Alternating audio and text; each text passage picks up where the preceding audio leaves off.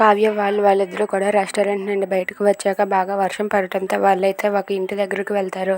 ఇక అక్కడ డోర్ దగ్గర నిలబడి ఎవరైనా ఉన్నారా అని చెప్పి అడుగుతూ ఉంటారు. దాంతో ఎవరు కూడా పలకకపోయేసరికి వాళ్ళిద్దరూ అయితే రూమ్లోనికి వెళ్తారు.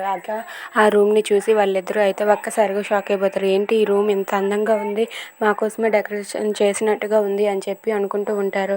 ఇక కావ్యరాజు వాళ్ళిద్దరూ కూడా ఆ రూమ్లోనికి వెళ్ళేసరికి ఇంతలో అక్కడ ఒక చీర కనబడుతుంది. అది చూసి రాజు అయితే నువ్వు డ్రెస్ చేంజ్ చేసుకో, ఇదిగో ఈ చీర కట్టుకో అని చెప్పి అంటూ ఉంటాడు. అది విని కావ్య అయితే ఏంటండి ఇది ఎవరిదో, మంది కాదు కదా అని చెప్పి అంటూ ఉంటుంది. దాంతో లేదు నువ్వు తడిచిపోయావు కదా, బాగా పర్వాలేదులే కట్టుకో అని చెప్పి ఇస్తూ ఉంటాడు. దాంతో అక్కడ ఉన్న కావ్య అయితే ఆ చీర తీసుకుని డ్రెస్ చేంజ్ చేసుకోవడానికి వెళ్తుంది. రాజు కూడా అక్కడ వేరే బట్టలు ఉంటే తను కూడా డ్రెస్ని అయితే చేంజ్ చేసుకుంటూ ఉంటాడు. అలా ఇద్దరు కూడా వేరే వేరే వైపు ఉండి అలా డ్రెస్ చేంజ్ చేసుకుంటూ ఉంటారు. ఇక చేంజ్ చేసుకున్నాక కావ్య అయితే ఆ చీర కట్టుకుని బయటకు వచ్చేసరికి రాజు అయితే ఒక్కసారిగా షాక్ అయిపోతాడు. ఏంటి కావ్యేనా, కావ్య ఇంత అందంగా ఉందేంటి అని చెప్పి రాజు అయితే కావ్యని చూస్తూ ఉండిపోతాడు.